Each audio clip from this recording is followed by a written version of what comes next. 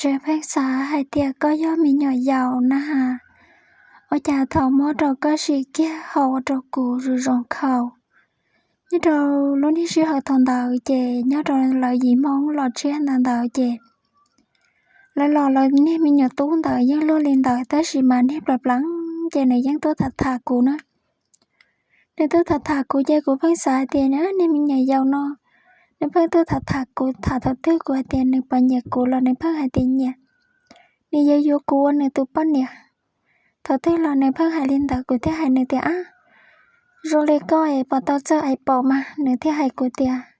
Sau hai lúc sáng chỉ tao của ý mình chỉ của tôi chè có họ tiền. Nó của xí rõ nè. Làm mẹ ta gì mà không hay họ của tiền. Nâng mẹ chè không nhưng mẹ chỉ mấy thứ nâng ai không. Mẹ không lo liền. Nên giờ tiền xì vợ của tiền. Rồi chơi rồi nhưng mà xì mà. Con thứ hai lên tới này xì kia mà lọ. Chè của giờ hai nên tí thứ này đang rồi hai tiền mua xì lần chơi nhưng chỉ bỏ khờ cả liền. Chè ủa chỉ tao lý trả nó vì nếu tôi thả của nhớ trong tập bên lúc chè. Xí đa lên tới chè. Cô chủ sẽ thiết thế xì mà rung gọi này nhìn nhé. Cô chè này tua à. Nó đâu cô cho lần rau chỉ lý hai đâu cô tiền. Tí thứ xài lo món này thả tí thứ mình nhựa. Lần đầu mấy anh tới. Nó nè thải rung trả được. Nó chỉ bỏ bé tư lo món nó nè. Bé một thả lần câu là chẳng hai tiền. Cho lần câu ấy nó bé một thả là muốn mua lần rau lo nè dọ. Là thứ hai tao rồi bé hai tiền. Tao chỉ cho tao lo liền. Nó rồi bé nè. Anh tư mua bé xía nè. Con nè, có chồng một thả tí tư mấy anh này lên tao có chỉ sushi lọ. Chè của trời nó đa rồi là hai tiền. Nên rung tới chè một tiền dự kia xưa. Chè nè nó nè. Nè tôi nhắn tới. Nè tôi chè của chị bảo hai tiền. Nè tôi chè nè nó nè. Chè bên nè sẽ khó khó trong. Nè khó khó trong chè của khí chè. Nè lọ chè của hai tiền. Nó chả có họ tôi thở thế nè. Của tôi thở coi giờ mua của tiền dự nó nè. Của hai tiền hoa. Thở chiều có nó là lọ. Nó có. Nó chẳng nên nơi mẹ ai li bé. Nên chỉ nhẹ bé là bé nhưng nhìn nè bé. Nên hai lúc sáng chỉ tàu bé là bé nhưng nó. Ồ tía tua. Sau hai lúc đến ta đâu của mà. Là mẹ ai thế gì mà. Thế rồi không hoa rùi rong nè. Của tía hai đơn nơi tía là đau xí sơ thọ gì à. Nè tía. Dạ tên gì chè. Ba giờ nên một chè nó. Chà của tôi lòng gông của tên gì thế vậy. Chè của giờ hai đơn nơi tía sao đây ra mà lọ. Chà có đau lắm ạ. Thế hồ. Nó có thứ hai đó rồi của hai tía. Của mà mẹ không mẹ nó có bậc cá. Có là một chè nó. Xí à lấy có hai nè. Dạ hai tía. Không mẹ ai chè nó. Của mà li mới nhớ rồi có hỏi do không lo này có hai chà. Chè của từ lù rồi nè. Của chè li rất mua chè của từ lù chè. Bây giờ chè li bán hết gì năng tà nè. Bán hết lộn trong tại chè li hai tía. Ôi dồi dò nè hay sao khoảng tà nè lại chè cả liền nè nhon nè bé một chè à. Chè ít tu nó mà nên rau của tôi lộn rau to xí. Chè cả chè li sợ kia là một chè nè. Người sĩ kia là một chè là chè.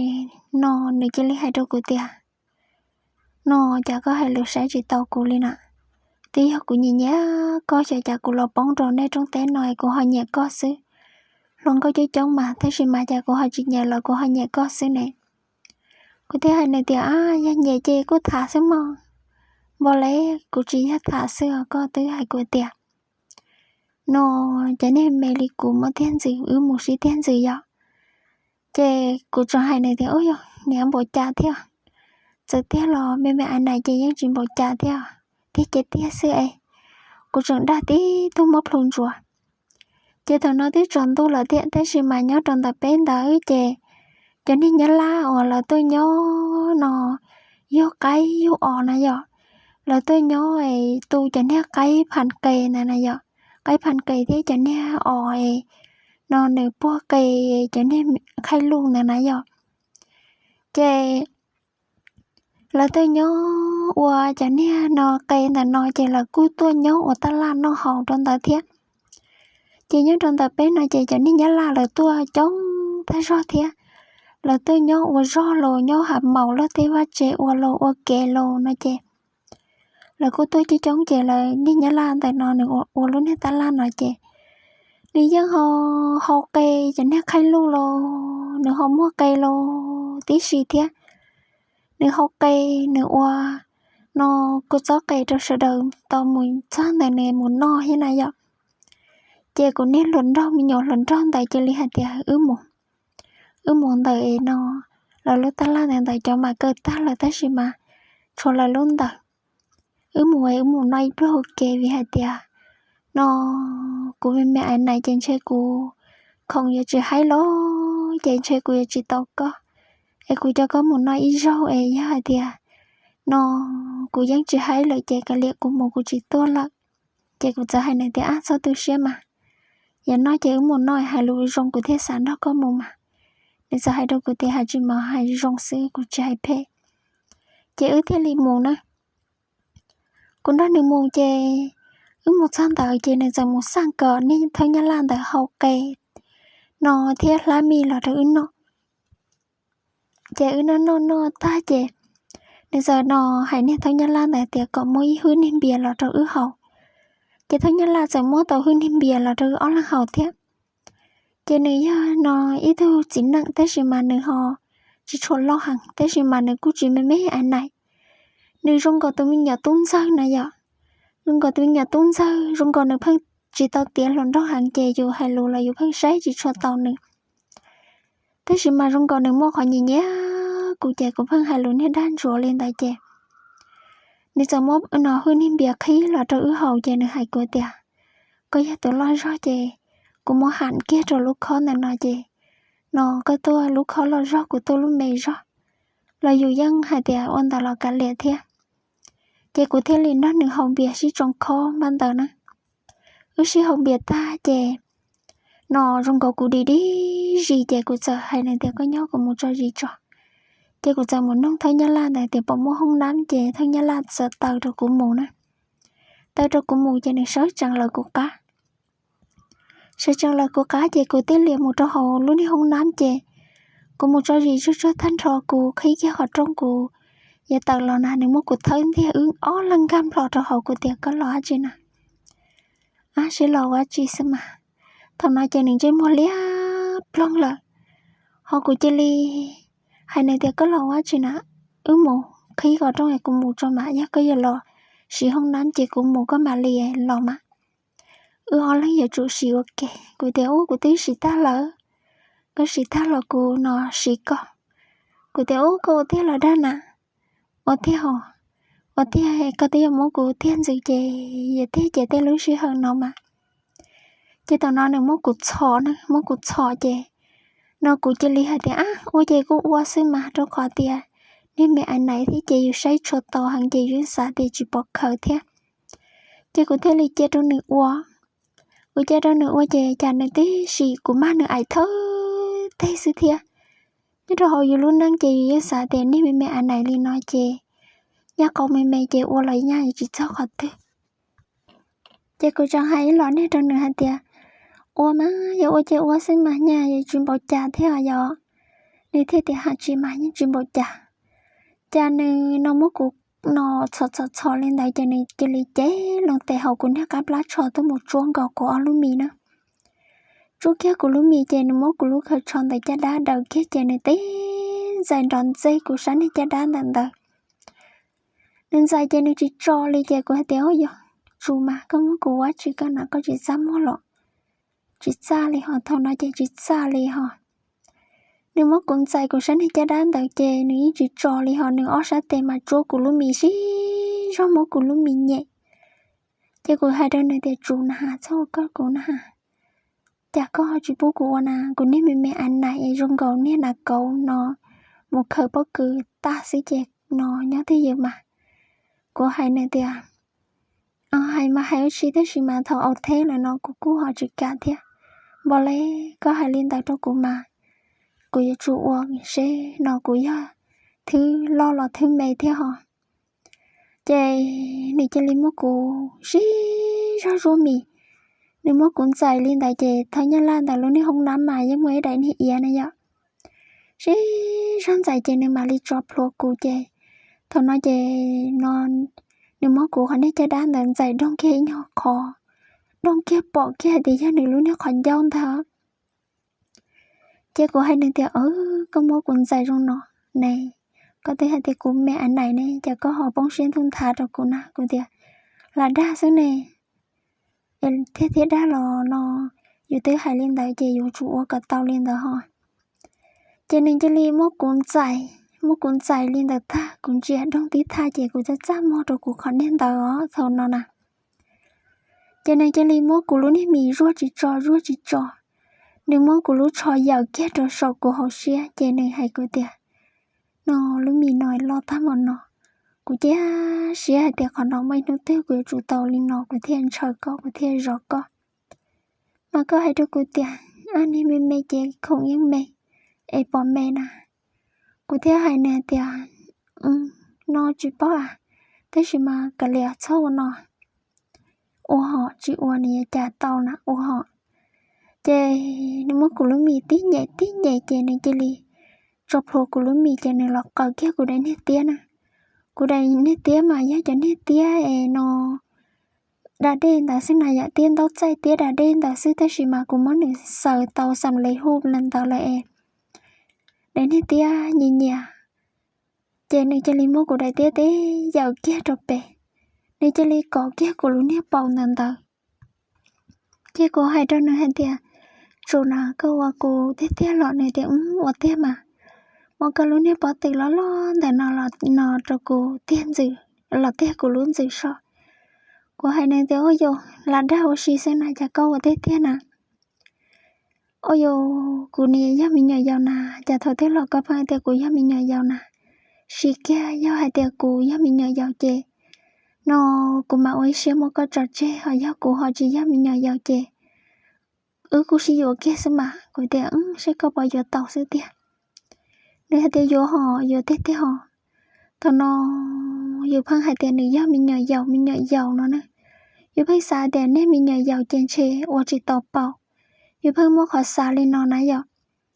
Chê thở nó cụ tía lì nó từ nữ đá nữ chê. Nó nữ tía lì mua cụ cho ai kết đơn tờ nữ mua cụ sát cả tờ. Ra lòng trò sát tỏ mua. Nó thôi nhá là luôn đi không nắn nó mà nữ mua ớt thằng này dụ. Thằng họ cá rõ họ nói chê nữ ua dạ tù thằng tài dây mù này dụ. Chê nữ mua cụ sát cả tờ. Tế thở kia trả lọt thế kia trò sổ. Chê cụ ý kia trò sáng hết tí chê nữ chê lì mua của ai sẵn rôn tờ. Chà mê anh này lên nó tránh hết cầu lo. Tại sao lên á. Mê mà tránh hết cầu lo. Ô lên nữ hay à.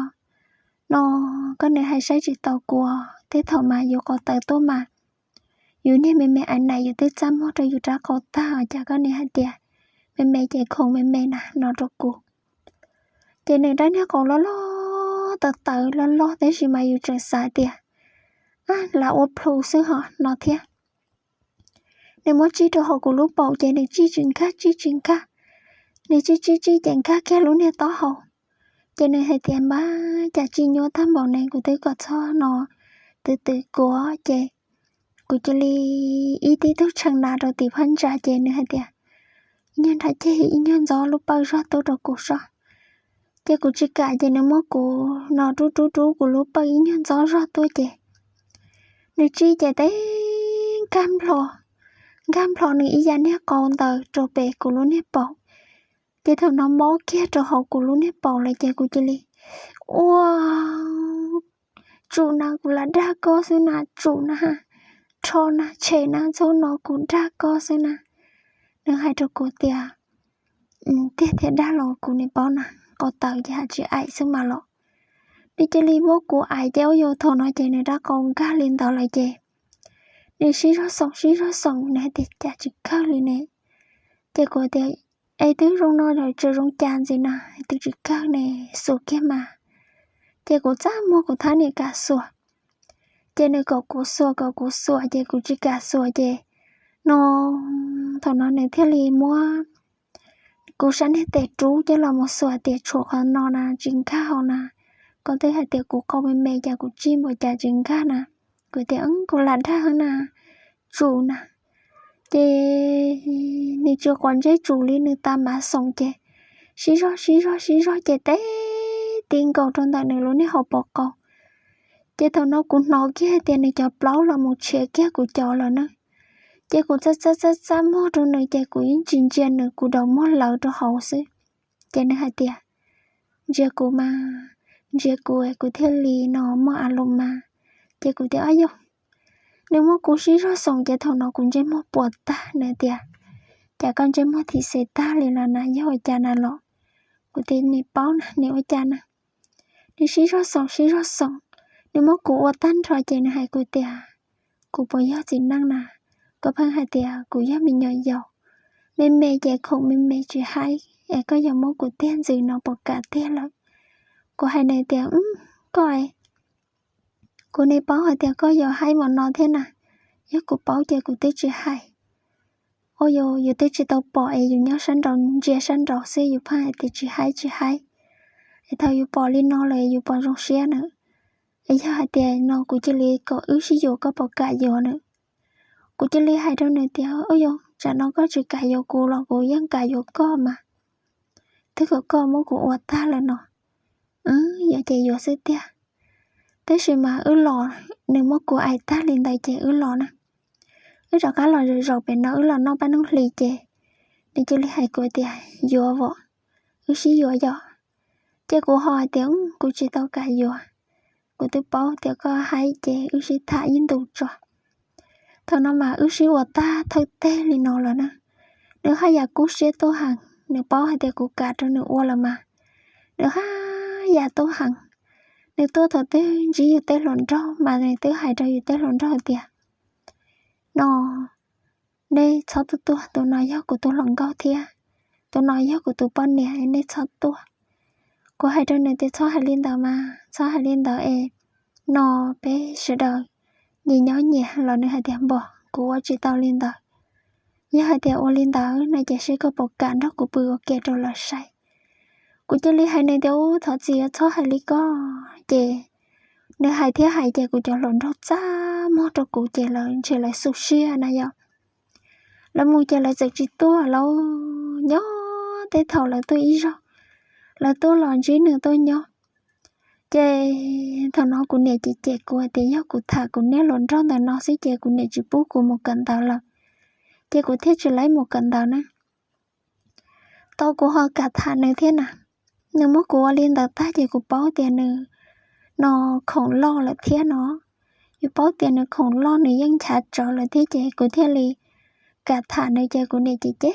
của hai tiền nó uống lần câu nhây rồi giá thà tụ lần rau tao vừa tụ lần rau tao sẽ chỉ bố của cần tao là chế có của trọ chế thầu của chỉ mua cần tao là chế nữa lo này vẫn chỉ cần tao nữa nếu tới cần tao ta nhớ trong một lâu là thế chế nên mà liên lò nhớ trong tao bé luôn đi rồi nó chế thầu nên lò nhớ trong bé luôn rồi nó chế nữ do ít tu lo thế họ nó đi dân mua cho cười giao thế mà thế gì mà cho cười giao trường mẹ ai chế nên cho lý trí một cần tao là thế chị thằng nó nên nên chỉ lấy lò nhót chết chị là cú chỉ xài nhéo là mua nhé chị là lò xóa chị lại chị lấy lò nó khi kia lớn nha mình nhỏ ta la chị nên nè là nhóm mà không họ nên chỉ chị thế thầu chị một ôn lụa họ thế thầu chị là nhó sẽ thế họ này chị nên lấy lò một dương nhúc nên là một dương được bán nhung tại chị bé mới bán đi thế chị nên nu một dương nhúc ok chị em một ok chị cũng này chị lấy hạt tiền coi nhé cái này món này cái này chị chậu đó này mùi vô nhú kìa để cả trên mùa còn đấy mua mình nhổ kia nó đây lấy sử dụng kia do cái dụng cái này chỉ mấy anh này là sử chè cụ chè bự chỉ tôi đánh tú liền mình xài lấy nuôi có dụng tao này chỉ mua mình nhổ ấy dụng chả nhưng mẹ anh này liên tao trả mua chỉ tao mình nhổ là dù dân báo nữa là chè dù dân hai đôi dù nè tiền chả nè hai lũ xe là ôn luôn à giờ mua thiết chỉ mua lò cả liền nữa mà em chẳng phải hai lũ xí chè dù phải hai lên nó rồi dù nè chè dù nè cũng chỉ bảo hai cha rồi dù chè cũng đó đó nè mù chè trong gò thầu nó nè ít xí trò chỉ tàu chè phân một ok lên nó nữa chè nhớ trong nước nên tại ở mùi nhú chè nó nên là na số số cho nên dần cả tới đấy nên tao say cho nên tao rất say nó ý đấy mua li blog men tờ họ còn nên đàn đấy chỉ li on men tờ nên dần cả đấy nên tao tờ cho một tuổi lúc này phấn xua hay tiệt tu lon na chè tuổi lúc này phấn xua tờ nó lon na theo lấy lon cậu nó chè cú phấn ra được một chỉ mới chơi nhu chè nó bé mùi nhu rồi tí lúc trống tờ xem nè đôi li chè lúc tí một chia chè lúc tí chỉ bố mù li chè bé mùi nhu rồi lúc này trống đó và trống mua nhỏ đợi chè nó nên rằng cả để nên tao cho mù vợ tao luôn như phấn xuân tao cho bó bể luôn như học bọn tao tao nên tông bể chè nó lọ na số sỏi chè này giờ hay cụ tiền mua nhau khi hay muốn cậu na cụ thêm mua nhau khi chè muốn cậu na chè nó muốn nhớ xít thả chè cụ ngần gắng lọ na số sỏi chè rồi rong bơi ta rót chè cụ ngần gắng chè cụ chè li mua cụ luôn na cụ dân gầy luôn na cho nên na tìm lên na tràn đào na giờ cụ dân gầy luôn na liền đào chỉ dùng một số họ thấy chỉ dùng hơn mỗi luôn na đào bùa cho lòi rộng chỉ cũng gầy luôn na đào tỷ cho họ cụ luôn na mò su chỉ cũng cần chỉ cũng sợ hai nơi thiếu gần cụ bự cho nên thiếu bự mà cái chữ bự cụ thiếu bự cụ mỗi luôn na đào cho là một bùa bự chỉ cũng sợ mỗi cụ luôn na này cho là một tròn dòng cụ bự chè cụ chỉ li cho rõ chè chè cụ nói đừng mua cụ luôn nét chỉ bắt từ lấy tay đừng chỉ li nó món này đã nè con tàu chi tàu cụ bắt từ tua này do nếu chi tàu cụ bắt từ tua này chỉ li mua cụ xong rồi rõ tàu bắt từ tua chè cụ nó lấy lù chè cụ sủa chè sủa tàu này ra cầu lo cụ luôn chè cụ chè luôn tên là một sủa nó hai chè được bưng là cụ đó cầu chè của hai này tiệt có quá chỉ có cụ nà nếu hai đứa cụ tiệt có cũng lóc sẽ của á chi mà lo của thế hai nơi tiền ông chủ nào có số một của Olino nè có một của Olino chè in chỉ chè ở lấy xí dừa thế nơi thế hai của tiền sẽ chỉ của lại chè hai chữ còn lấy xí dừa mà do hai tiền uo chỉ lấy xí dừa uo đã chi chè này chi món này đã còn lo tàu chi cho tàu của bó từ tua của thứ khá tiền của món này tiền gì nè chè thầu này chi này đã còn lo tại tao cũng bắt từ tuổi cô chơi lấy chân na họ nên mất chỉ tao tuổi về mó của lúc bảo mất chùa của đại này đi bảo à đừng mó ta về cô chơi lấy ô chủ na cô là đã có hơi chả có phân mó của hàng vào nó na ô chủ na hàng có mà nếu hai đứa của tia của này chả chủ na thôi thế của giờ chủ mà của tới lò hú là của thế chủ quá ai của tế chỉ tao lòi có phân cầu của chủ ai của chủ lý chả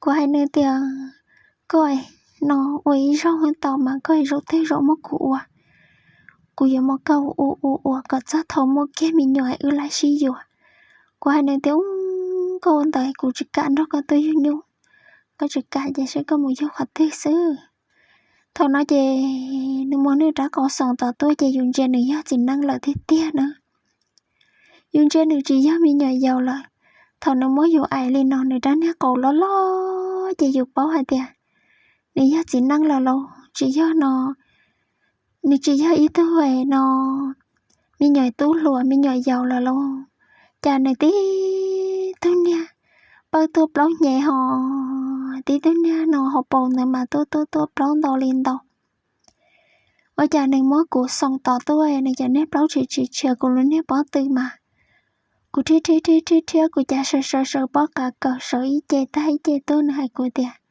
cha có sợ bó nè cụ tiệt vô coi cụ là đau xì hơi có phân mối cụ nói thi cha na cụ có bó tiệt cụ giá chỉ năng thia xưa à cụ này giá của cha rồi con à thôi nó mà nếu mới dụ lên tại chê cụ chỉ lý mua của nè nếu mua của sụt tàu bao từ giờ cụ chỉ lý mua của cụ lúc bảo chỉ lý sơ tờ tua cho nên chỉ lý mua cùng rằng tia nếu mua của khâu kiên rằng tia cho nên chỉ lý mua của ai nè mua của ai cho nên thế niệm thế chẳng cam thọt tiên cầu nên nếu học bỏ câu chè nên chả nó rộng không dưới rồi trở nên chả đẹp nó thật thế là có phân hai của tia Cô mẹ ai mẹ dạy không mẹ cứ em mua của tiền gì.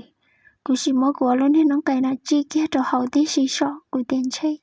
Cái này chi lại à. Này món này ở luôn nên nó cái cho là chỉ có mà ở luôn nó cái mà.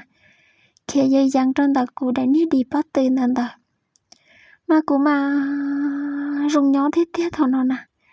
Cô cho lấy mua của chè. Nên mua của xí rõ ô lên nói chè. Cô cho lấy hai nơi tiêu. Có ô thế lọ nơi tiêu. Ô chè ô thế hả. Giờ hai tiêu cô chỉ ô thế nè. Chè cô vẫn chỉ tao có. Vì cô mẹ ai cô thấy chỉ lo lấy cái trò lộn rau. Cô ấy có tôi mua ta đâu có trò lộn rau. Có thể bỏ hai tiêu cô mẹ ai. Cô hai nơi tiêu hô vô chả lấy hai nơi nè. Có mà lấy hai nơi đâu cô. Nó cô thấy chỉ tao mua trò lên thế hả.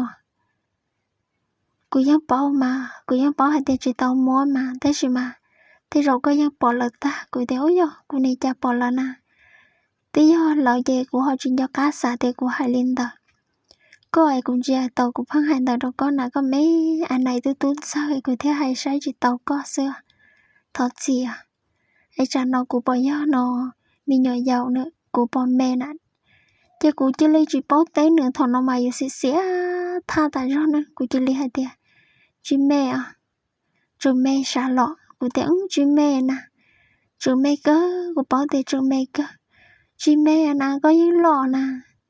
Em có bỏ chạy cô có bỏ hai lên tàu nữa. Cô chỉ hai nè. Tao nó cô chỉ thọ gì nữa chứ.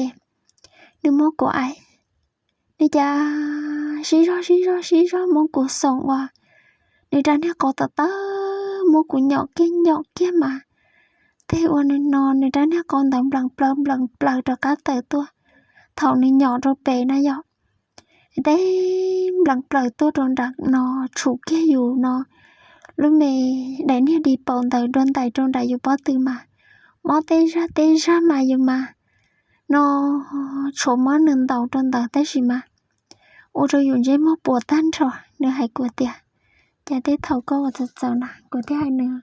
Cô ấy thức của con mó của sĩ rõ nhỏ chưa. Em của tế sau nó sẽ có bỏ nhẹ tìa. Mà của nhẹo nó hắn. Ủa nó mà rỡ tại rõ này. Nếu xí rõ mó của ôn tại chê. Thôi nó chả phê lo mà nên mốt cũng thử mò tiếp theo chẳng năng mẹ anh này lên nó mà.